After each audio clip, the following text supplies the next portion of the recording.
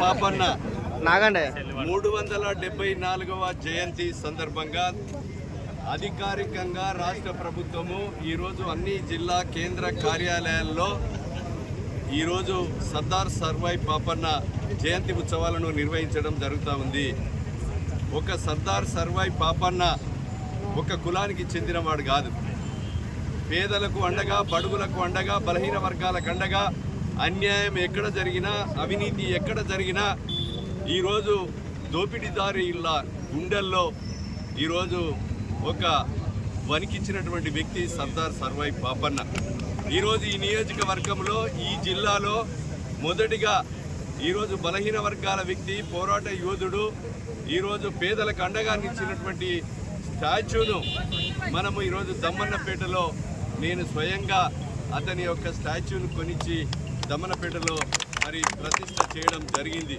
అన్ని మండల కేంద్రాల్లో, మేజర్ గ్రామ పంచాయతీల్లో సర్దార్ సర్వాయి పాపన్న మరి యొక్క స్టాచ్యూను ప్రతిష్ట చేసుకొని వారి ఆశయాలను, వారి సిద్ధాంతాలను, వారి యొక్క మరి ఆశయాలను ప్రజల్లోకి తీసుకెళ్లి రాష్ట్ర ప్రభుత్వాలు, కేంద్ర ప్రభుత్వాలు పేదలకు అండగా అమలు చేయవలసిన బాధ్యత ప్రభుత్వాలపై ఉందని సందర్భంగా తెలియజేస్తూ, పేదల వ్యక్తి, పోరాట యోధుల్ని ఇప్పుడున్నటువంటి ప్రజాప్రతినిధులు ఆదర్శంగా తీసుకొని మీకు వీలైనంత వరకు వారి యొక్క స్ఫూర్తితో ముందుకు సాగాలని కోరుతూ మనస్ఫూర్తిగా వారి యొక్క వారి జోహార్లు అర్పిస్తూ వారి ఆశయాలను కొనసాగిస్తామని తెలియజేస్తా ఉన్నాం.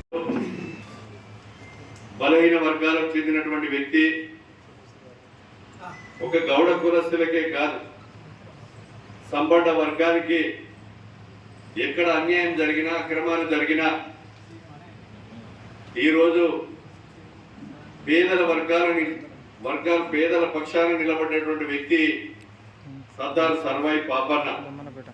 ఈరోజు ఈ రాష్ట్ర ప్రభుత్వం అధికారికంగా అన్ని జిల్లా కలెక్టర్ కార్యాలయాల్లో, జిల్లా కేంద్రాలలో ఈరోజు రాష్ట్ర ముఖ్యమంత్రి గౌరవనీయులు రేవంత్ రెడ్డి గారు కూడా ఈరోజు సర్దార్ సర్వాయి పాపన్న గారి కార్యక్రమంలో పాల్గొనడం జరుగుతూ ఉంది. ఈరోజు మనము భూపాలపల్లి జయశంకర్ జిల్లా కేంద్రంలో కూడా, కలెక్టర్ ఆఫీసులో కూడా ఈ కార్యక్రమం కూడా నిర్వహించడం జరుగుతూ ఉంది. ఈరోజు గౌడ కులస్తులకు ఈ ప్రభుత్వం కూడా ఏదైతే యంత్రాల ద్వారా కళ్ళును తీసేటువంటి కార్యక్రమాలను, యంత్రాలను కూడా రాబోయే రోజుల్లో అందరికీ కూడా అందించే కార్యక్రమం కూడా తీసుకుంది.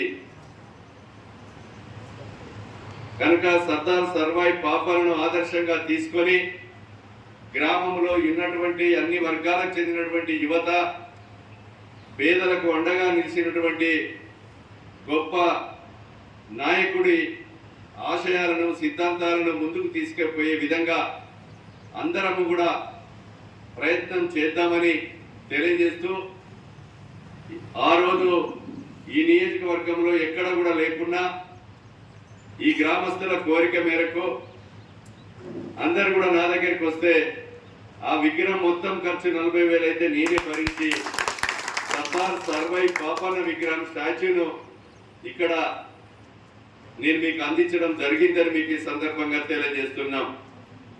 కనుక రేణుక ఎల్లమ్మ ఆలయంలో సర్దార్ సర్వాయి పాపన్న గారి స్టాచ్యూ దగ్గర కొంత సీసీ రోడ్ అడిగారు, అవి తప్పకుండా ఇస్తాను.